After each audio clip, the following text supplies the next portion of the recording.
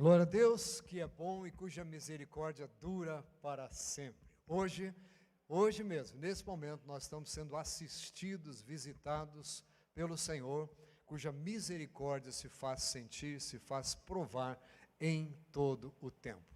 Deus, há muito tempo, enviou o seu Filho ao mundo. E nós, hoje, celebramos o Natal com alegria. Natal, que é um tempo de indicação do caminho para as pessoas, de luz. Natal, que é um tempo de grande alegria, porque foi esta a boa nova trazida pelo anjo aos pastores. Natal em que há muito a aprender e há muito a praticar.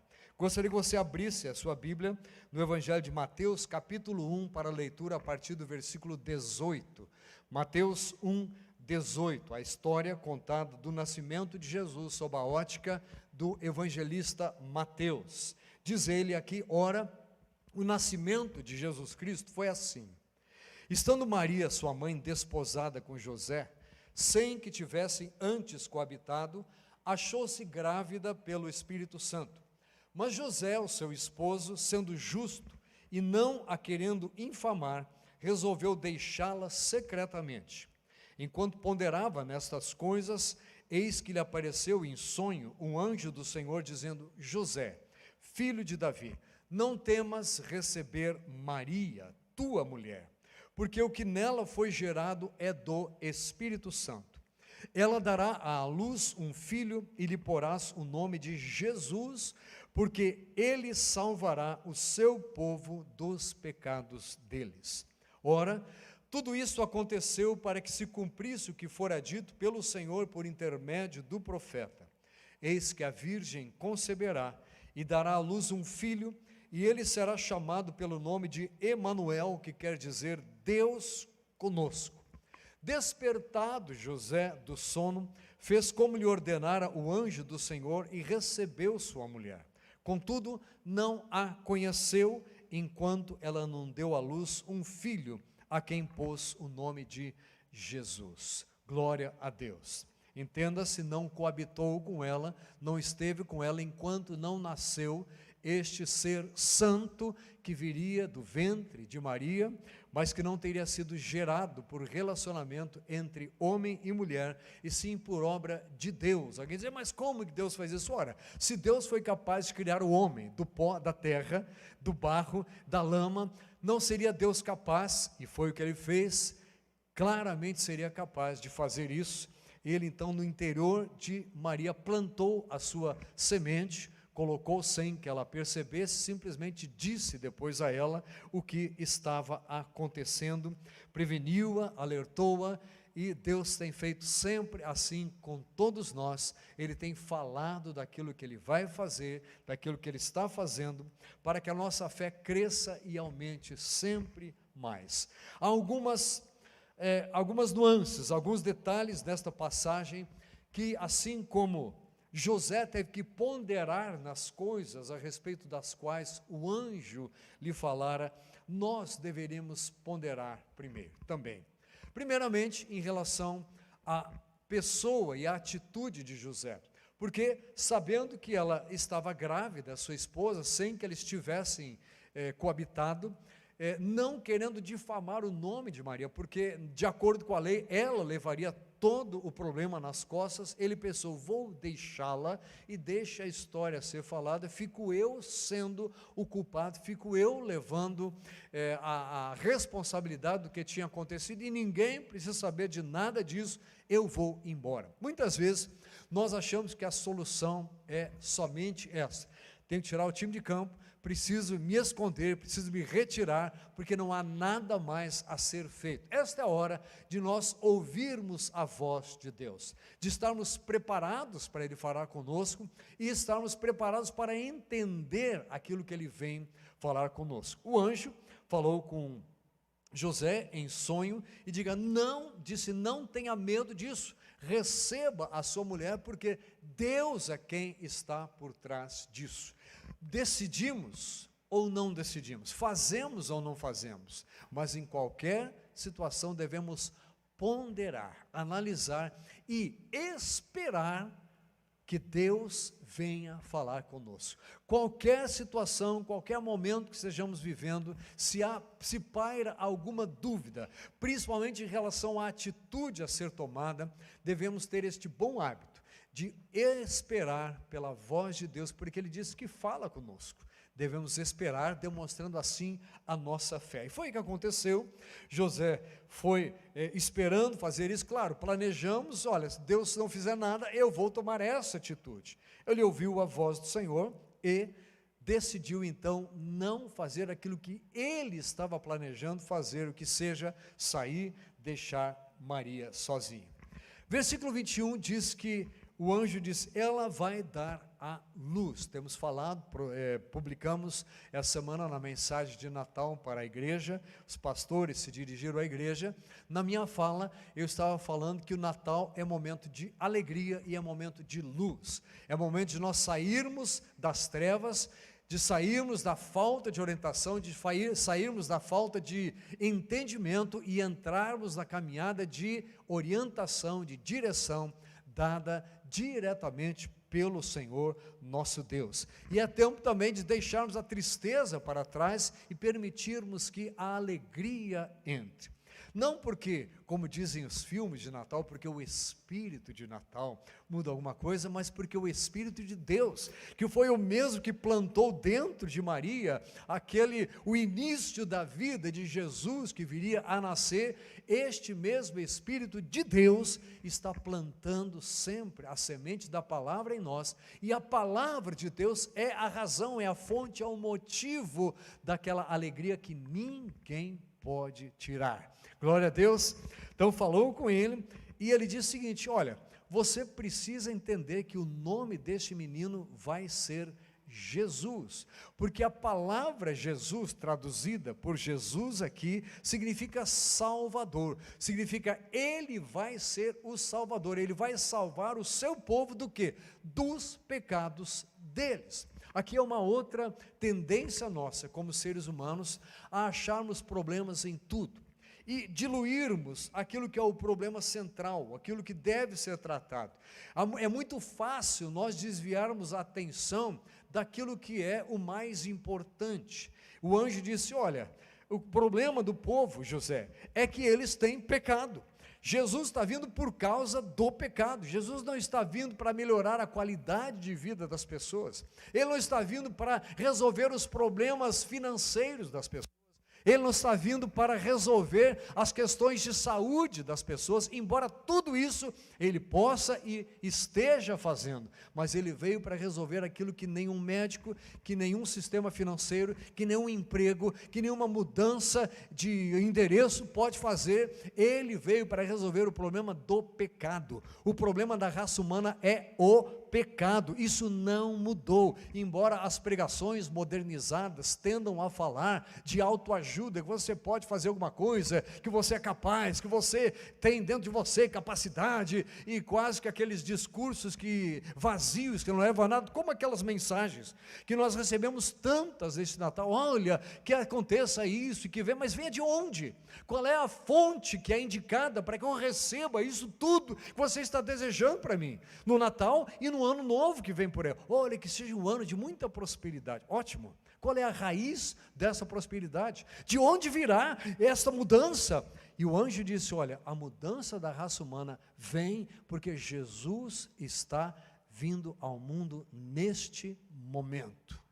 Está começando, a vida está sendo gerada, Ele está preparando toda a sua caminhada, Deus o enviou, Ele voluntariamente se entregou, se esvaziou a si mesmo da sua roupagem de Deus e assumiu forma humana, forma de servo, para ser colocado debaixo da lei, de onde Ele viria resgatar aqueles que estão debaixo da lei, porque não havia outra forma. Jesus precisava entrar na raça humana da mesma maneira que nós entramos.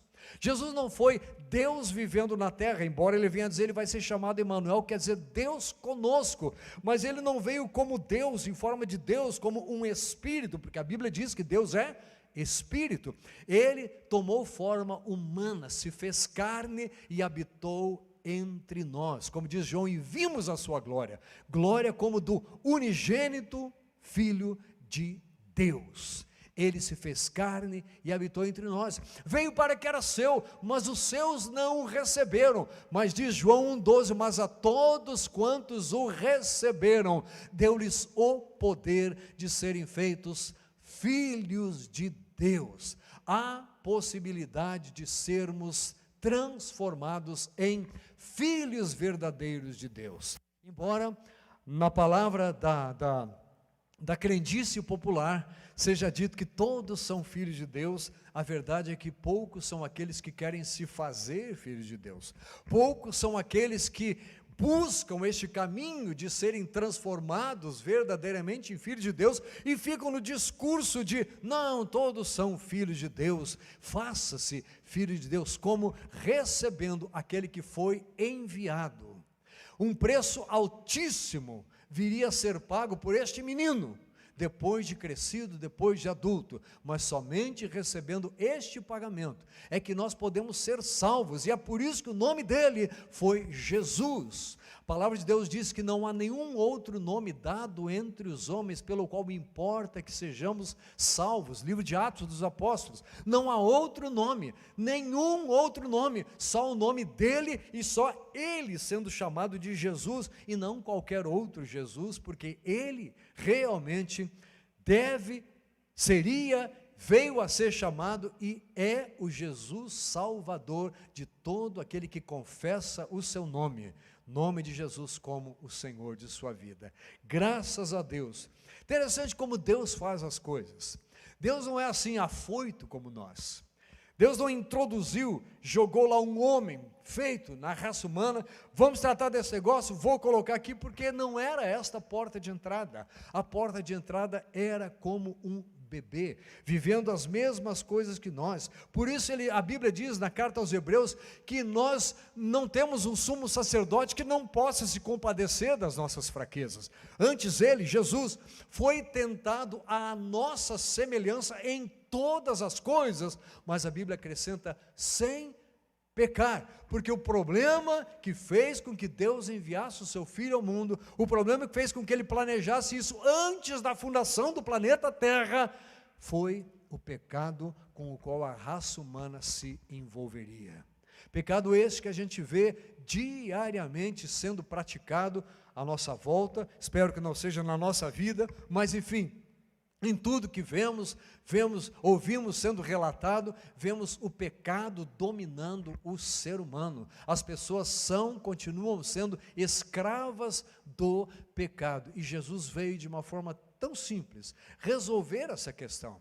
Ofereceu de graça e disse para nós: de graça recebestes, de graça dai, dizendo: olha, eu trouxe, eu dou de graça, eu dou para todo aquele que quiser, levem da mesma maneira, não há cobrança a ser feita dessa salvação. Aquilo que de maior valor um homem pode receber nesta vida não tem preço, mas ao mesmo tempo não é cobrado nada dele para que isso aconteça. Simplesmente Deus, que tomou a iniciativa, a primeira ação foi de Deus, enviou o seu Filho, e o nome dele seria Jesus, porque ele viria para nos salvar dos nossos pecados. Mas também o anjo diz: olha, então a virgem vai conceber e este filho vai ser chamado de Emanuel. Disse: você vai dar o nome de Jesus para estabelecer, este é o Salvador prometido.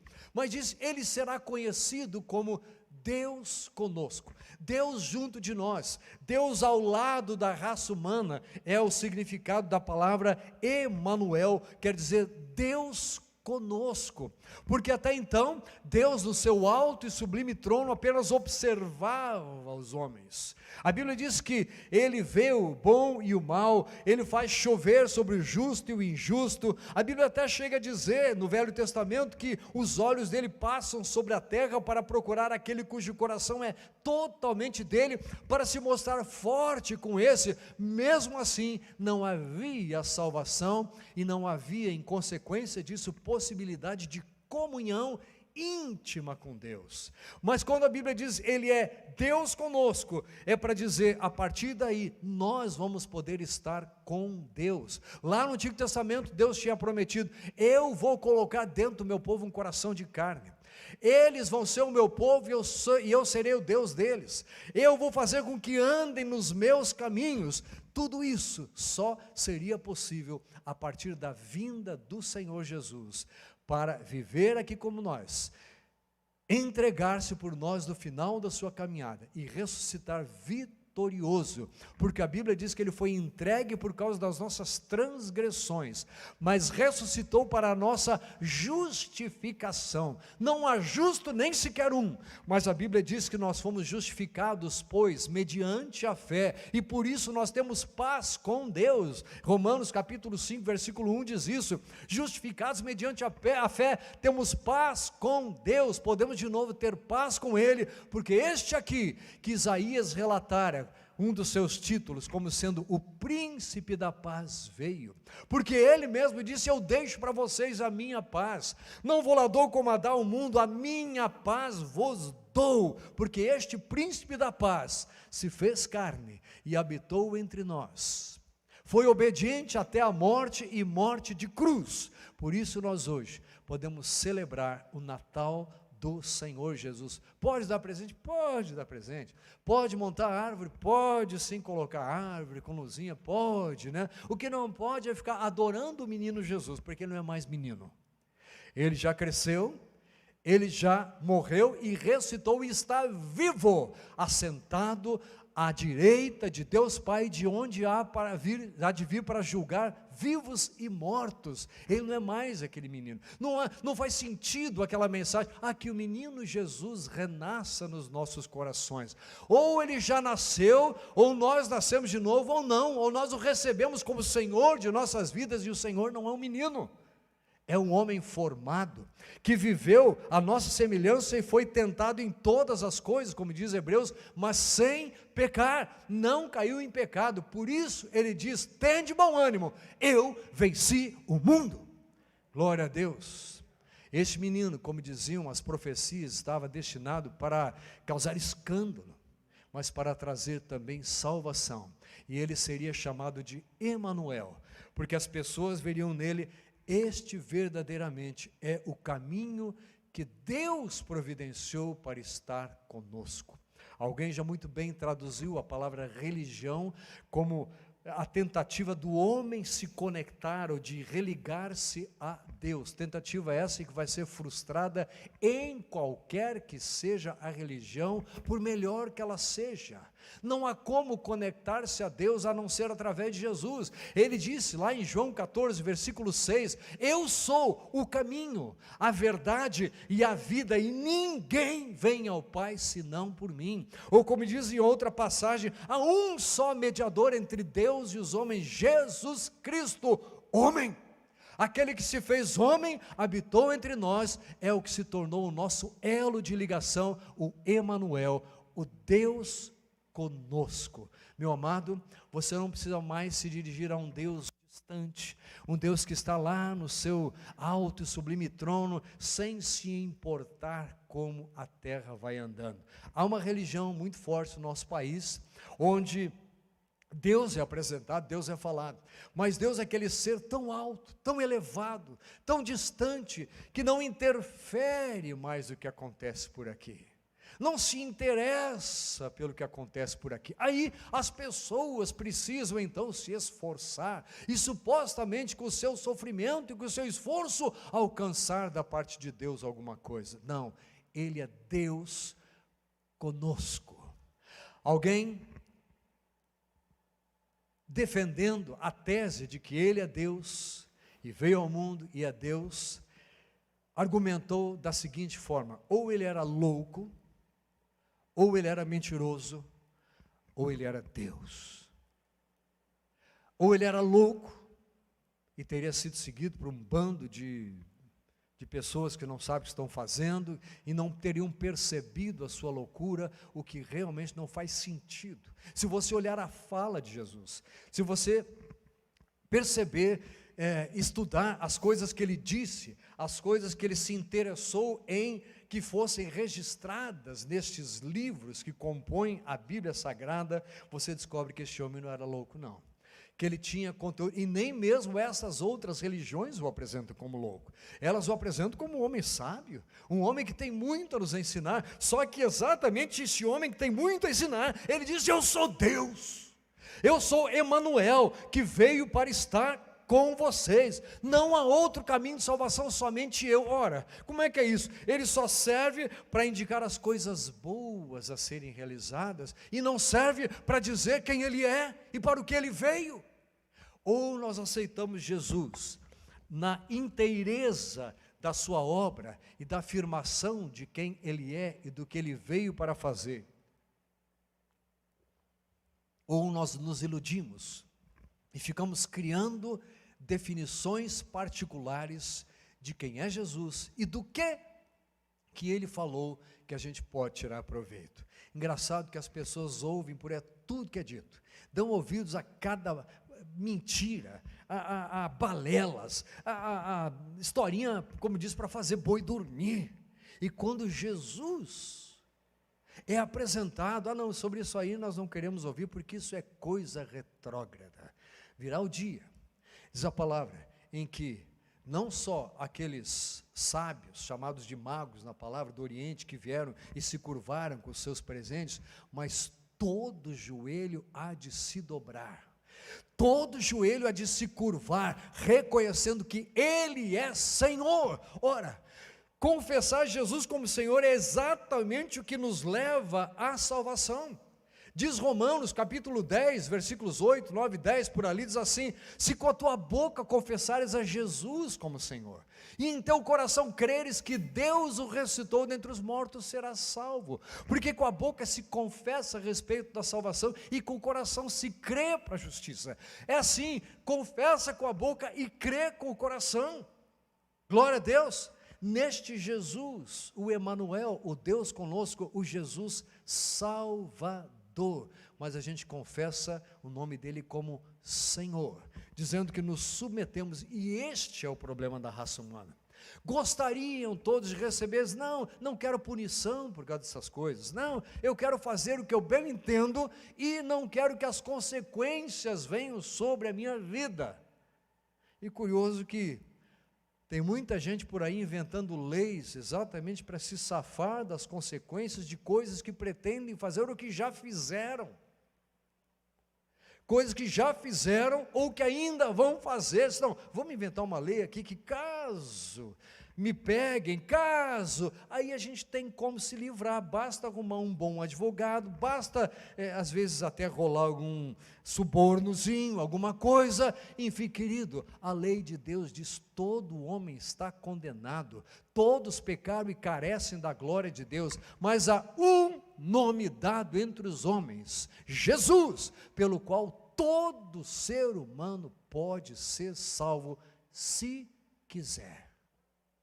Basta querermos, basta confessarmos a Jesus como Senhor, basta entendermos que Ele é a ação de Deus conosco, Ele é o Emanuel, o que veio à terra para ser Deus conosco, para mostrar-nos não só um caminho de boas ações, não só coisas que são bonitas, coisas que deveriam ser vistas com louvor pela raça humana, mas coisas que deveriam ser vividas por nós, que temos a Jesus como Senhor, para que lá no final da nossa jornada, ouçamos não, isto é o fim, acabou, não tem mais jeito, e sim, ouçamos da voz dele próprio: venham, abençoados do meu Pai, porque eu tenho preparado a alegria completa para vocês, desde o dia em que eu cheguei aqui.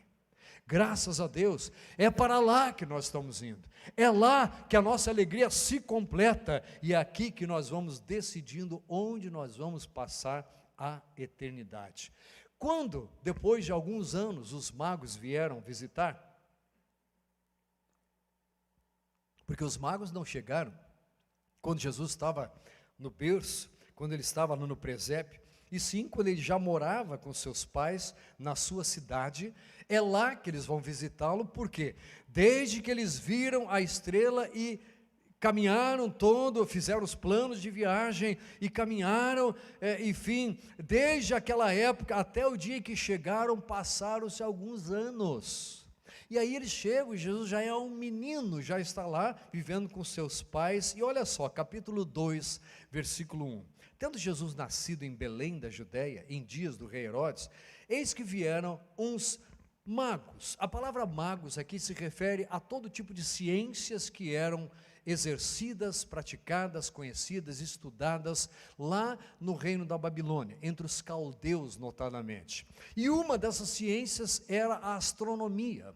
Era também a astrologia. Infelizmente eles eram daqueles que estudavam a influência dos astros, mas a astronomia era necessária para que isso pudesse ser falado. Então tudo que se falava a respeito de astros celestes, eles procuravam saber e estudar. E tinham lido a história de que quando nascesse o rei dos judeus, uma nova estrela apareceria. E eles começaram então a seguir, porque viram a sua estrela, e perguntavam: onde está o recém-nascido rei dos judeus? Porque vimos a sua estrela no oriente e viemos para adorá-lo. Tenho dito, registramos no nosso cumprimento à igreja de Natal, repeti aqui, Natal é tempo de luz e tempo de alegria. A estrela foi vista, a luz do Senhor, a verdadeira luz que vindo ao mundo ilumina todo homem. Esta luz é a luz de Jesus. Ele diz: eu sou a luz do mundo, quem me segue não andará nas trevas. Esta luz, representada por aquela estrela, foi o que fez aqueles homens se movimentarem. A luz de Jesus deve nos movimentar no caminho que ela indica. Não sei se você já teve experiência de acampar, local ermo, sem luz nenhuma. E aí ou você levou um lampião, lanterna também, mas naquela época a pilha gastava rápido, não sei se você lembra, né? Então, hoje em dia você gosta de lanterna de LED, dura mais, dá para carregar em casa e ela durar bastante, mas descarregava, então não dava para ficar usando a pilha o tempo todo. Então você tinha a fogueira, montava a fogueira, aquilo dava luz e calor, e tinha o lampião para deixar ligado, então, e o gás durava mais tempo, aquela luz e tal, aquele saquinho, lembra assim, se colocava, né? Colocava fogo naquele, ainda tem por aí, ainda tem. Enfim, e foi, por quê? Porque não se enxergava nada. Eu me lembro de alguns acampamentos que a gente fez com o pessoal da igreja, eu fui escoteiro, acredite, eu fui escoteiro, exato. E acampei bastante, e com os jovens da igreja também, a gente ia, e havia uma parte totalmente escura, e eu ficava com medão de caminhar naquilo, de torcer o pé, de cair, mas as brincadeiras eram exatamente no escuro, e aí alguém sempre soltava uma piadinha: olha, ali naquela parte ali, tem um camarada que fica não sei o que e tal, e aí sempre vinham as histórias, né? Enfim, a escuridão assusta, e a Bíblia diz que nós não temos nem medo da seta que voa de noite. A escuridão não nos assusta porque temos a luz da vida, Jesus em nós. E eles, na hora que viram esta luz, se movimentaram e vieram com que propósito? Adorar ao Senhor. A luz de Jesus deve ser o estímulo, o incentivo, o chamado, o fator decisório de fazer as pessoas adorá-lo, de estarem diante dele. No entanto, com tantas luzes, este ano nem tanto, nos últimos 2 anos aí, né, vamos ver, quem sabe no ano que vem, mais luzinhas vão ser vistas por aí, porque fica bonito, né? A cidade fica linda e tal, com os enfeites, etc. A gente mesmo não colocou, já colocamos no passado, enfim, mas que estas luzes não sirvam apenas para admirar: olha que bonito, olha que lindo aquele prédio, mas para nos fazer lembrar que se Natal pode ser motivo de colocarmos luzes, o motivo de termos luz na nossa vida é Jesus ter vindo ao mundo. Graças a Deus. Não sei se você montou uma árvore em casa, se colocou as lampadinhas lá, enfim, se iluminou lá para cantar Noite Feliz, enfim, não sei se você fez isso ou não, mas enfim, Jesus é a verdadeira luz que deve ser celebrada, observada e seguida neste Natal. Aqueles sábios se movimentaram, foram para lá e foram para adorar, porque entenderam, é um rei dos judeus, que nasceu aqui, o que as escrituras diziam a respeito dele, é que ele seria o Salvador, que ele seria o que viria para mudar a história. Tendo ouvido isso, o rei Herodes ficou alarmado, e com ele toda Jerusalém, porque a comitiva era grande, não eram só aqueles 3 reis magos, né, ou um quarto que colocam lá, enfim, não era aquele negócio lá, era um monte de gente. De onde tiraram que era aquele número, eu não sei, inventaram isso aí. Mas era um monte de gente, uma comitiva toda que acompanhava aquelas pessoas, aqueles estudiosos, a ponto de a cidade ficar alvoroçada. E todo mundo estava lá agitado, perguntaram então, as pessoas ficaram agitadas. Então Herodes, o que ele fez? Convocou os sacerdotes e escribas do povo e indagou deles onde o Cristo deveria nascer. Já sabia que era o Cristo, já sabia que era o prometido, porque ele não sabia, mas aquele pessoal de longe sabia. Curioso que uma ocasião Jesus, fazendo um parênteses aqui, curou 10 leprosos. Os 10 foram curados. Os 10 ouviram a ordem: agora vocês vão até o sacerdote, mostrar-se a ele, para que ele determine, de acordo com a lei, o que e quando vocês devem fazer. Os 10 foram, e a Bíblia diz que um deles, vendo que fora curado, voltou para glorificar o Senhor. Este viu e voltou com o propósito de engrandecer, de glorificar. Você tem visto Jesus, você tem percebido o agir dele, você tem percebido a luz dele brilhando, para orientá-lo, para mostrar o caminho, para dizer aonde pisar, para onde ir, como e quando estar buscando a Deus. Mas o que importa é a ação, é a reação nossa a luz dele se mostrando a nós. Ele se mostra, ele indica o caminho e espera que nós o sigamos. Perguntaram: aonde há de nascer o Cristo? Assim está escrito, foi o que disseram. E tu, Belém, terra de Judá, não és de modo algum a menor entre as principais de Judá, porque de ti sairá o guia que há de apacentar o meu povo Israel.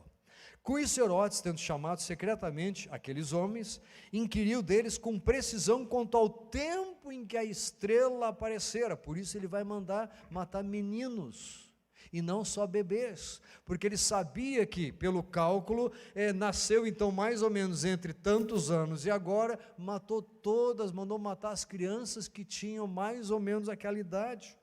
Inquiriu com precisão quanto ao tempo em que a estrela aparecera, e enviando-os a Belém, disse-lhes: ide informar-vos cuidadosamente a respeito do menino. E quando o tiverdes encontrado, avisai-me para que eu também possa ir adorá-lo. Depois de ouvirem o rei, partiram, e eis que a estrela que viram no oriente os precedia, até que, chegando, parou sobre onde o menino estava. Deixa eu dizer para você, meu amado, que quando você está intencionalmente buscando a Deus, intencionalmente fazendo o que você supõe que, pelo que você já aprendeu da palavra, pela luz que você já tem, você supõe que seja o que Deus está querendo, a luz vai à frente mostrando o caminho para você. Eles queriam encontrar o Deus, o Rei, o Deus dos judeus. Eles queriam encontrá-lo para adorá-lo. Quando você quer buscar a Deus para que a sua atitude, aquilo que você vai ser, aquilo que você vai conseguir, aquilo que você vai obter, sirva para engrandecer o nome do Senhor, eu posso afirmar, sem medo de errar, baseado nas Escrituras, que a luz do Senhor vai à frente, indicando o caminho para você. Glória a Deus. A Bíblia diz que até quando a gente errar, vai ter uma voz atrás de nós, dizendo: este é o caminho, ande por ele. Diz ou não diz? Glória a Deus. Ele mesmo se intitulou de O Caminho, para que entendêssemos com perfeição os parâmetros deste caminho, os critérios deste caminho, os valores deste caminho, e não nos desviássemos dele. A estrela foi e os orientou, e há aqui algo sobrenatural, porque se fosse um cometa, se fosse muito menos uma estrela cadente, que ia ser caindo rapidinho, né? Mas se fosse alguma coisa assim, continuaria o seu curso até desaparecer. Mas diz aqui que aquela luz parou sobre onde estava o menino. Ah, pastor, querido, Deus pode abrir mar vermelho, Deus pode lançar montes no mar, Deus pode fazer com que todo um exército de Faraó sucumba nas mesmas águas que não mataram o seu povo ao atravessar. Deus pode, através de alguém, fazer um martelo ou um machado flutuar.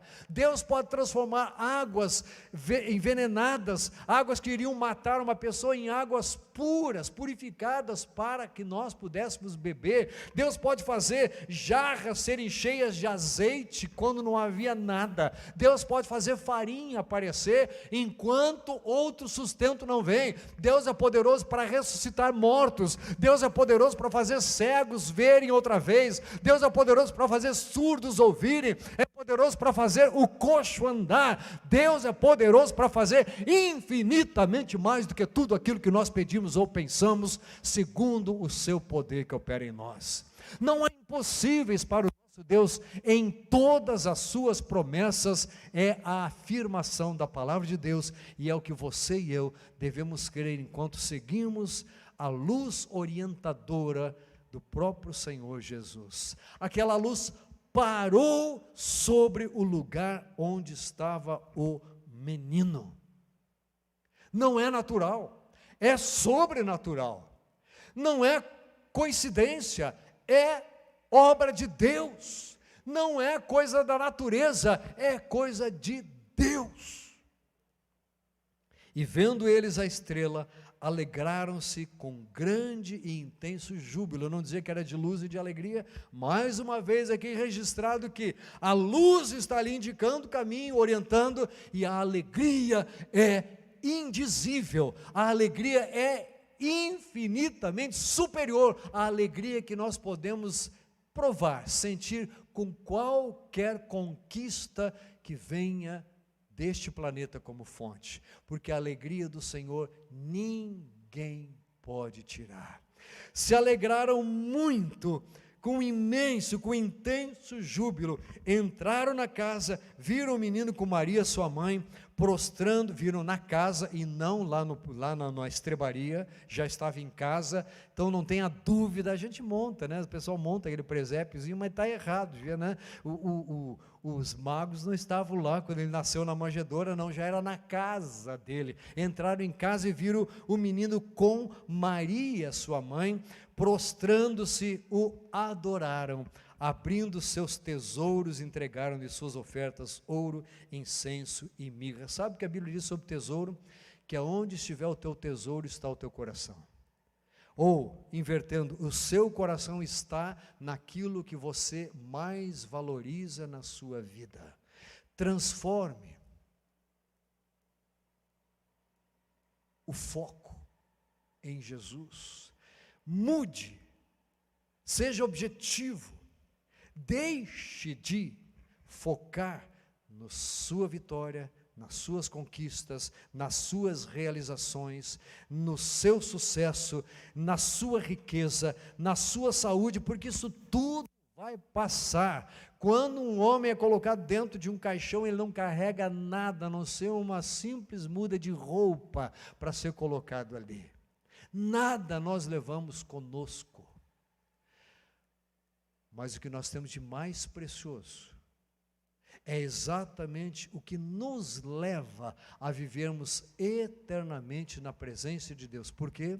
Porque para nós foi a luz de Jesus, o Emanuel, o Deus conosco, a luz que se fez carne e habitou entre nós, o Verbo de Deus. A luz dele foi o que nós olhamos e tomamos como referencial.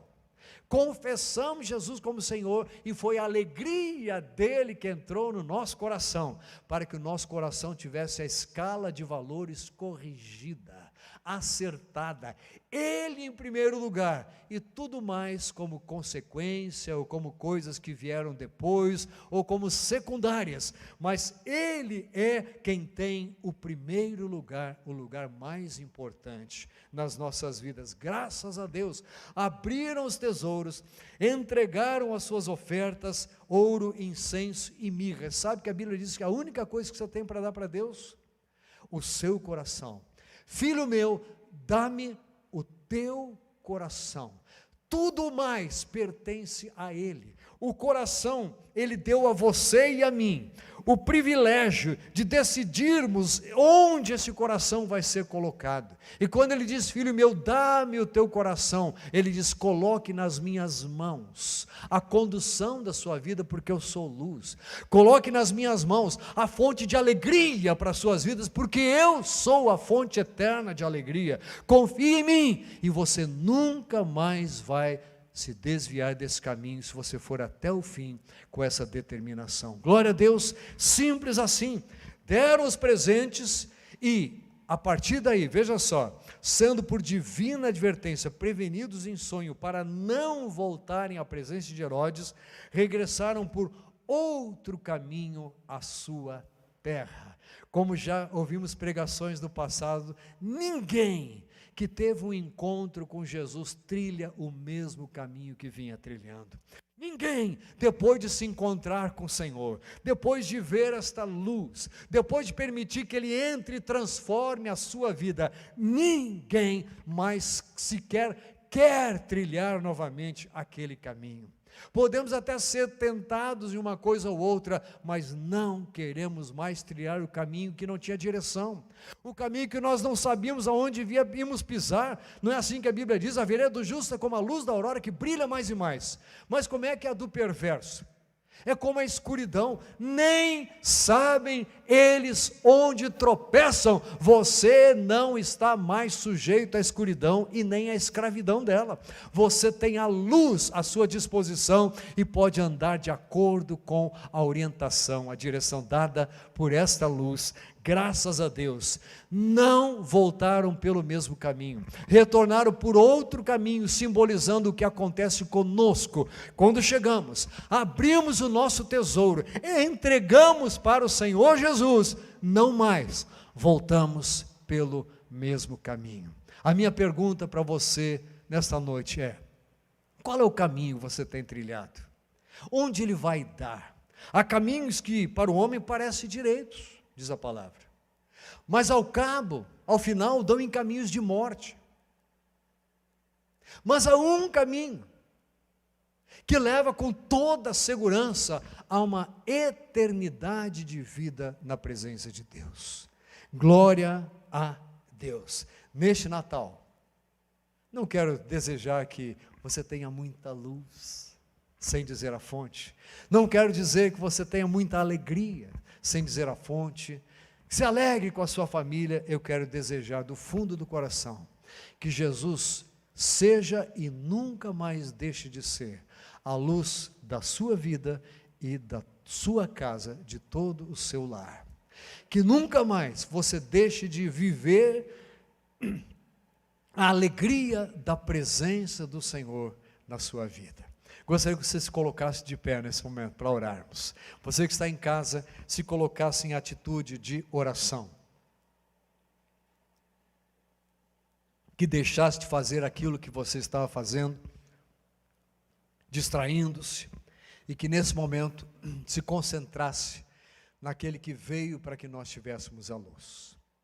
E que ao encerrarmos esta semana de Natal, você tomasse uma decisão firme, você que está em casa e você que está aqui, de sempre procurar enxergar para onde a luz de Jesus está apontando, e de nunca confundir a fonte da sua alegria. Ela não é o que você conquistou, ela não é o que você venceu, não é o que você ganhou, não é o que foi transformado de um dia para o outro na natureza. A fonte da sua alegria, que não pode ser tirada, é a presença daquele que é o Senhor Jesus. Glória a Deus.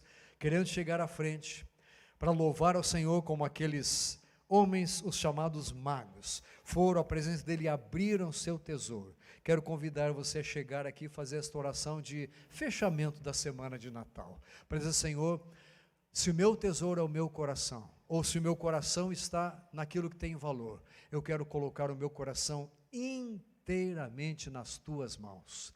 Dou-te o meu coração. Se você já deu no passado, venha dizer, Senhor, eu quero repetir. O meu coração é teu. Não pertence a mais ninguém. E eu quero viver sempre a alegria da tua presença, na minha casa, na minha vida, em primeiro lugar, na minha casa e no meio aonde eu trabalho, aonde eu estudo, onde eu tenho amizades, que eu seja portador dessas boas novas sempre, como o anjo foi para os pastores naquele dia. Eis que vos trago boa nova de grande alegria, que o será para todo o povo. É que hoje vos nasceu o Salvador, Jesus Cristo, o Senhor. Aleluia. Oremos. Amado Pai Celestial, com alegria nós queremos agradecer-te por este Natal que passamos. Depois de dias de literais trevas físicas, Senhor, porque ficamos impedidos de tantas coisas. Nós hoje te louvamos porque podemos novamente estar em conjunto, em comunhão, buscando a Ti, louvando a Ti. Obrigado, Senhor, por este lugar. Obrigado porque a Tua presença se faz sentir aqui. E obrigado porque a Tua direção sempre é visível. Ajuda-nos a abrir os olhos da fé, os olhos espirituais, para enxergarmos a Tua direção, a Tua orientação, para que possamos pisar, como a Bíblia diz que Tu diriges os nossos passos, para que possamos pisar aonde Tu queres que pisemos. Leva-nos sempre a viver a Tua vontade, a obedecer-te, a viver com segurança da salvação, e que a alegria da Tua presença, que ninguém pode tirar, seja sempre aquilo que nos sustenta diariamente até o dia em que Tu has de voltar para nos buscar. Obrigado pelo lugar que Tu estás preparando e obrigado, Senhor, porque nós podemos celebrar neste dia a vinda do Senhor ao mundo, a vinda do Emanuel, Deus conosco, a vinda de Jesus, que é o único que recebeu o nome de Salvador. Obrigado pela nossa salvação, obrigado pelo nome escrito no livro da vida e obrigado, Senhor, pela Tua direção diária aqui sobre nós. No nome de Jesus oramos e agradecemos. Amém.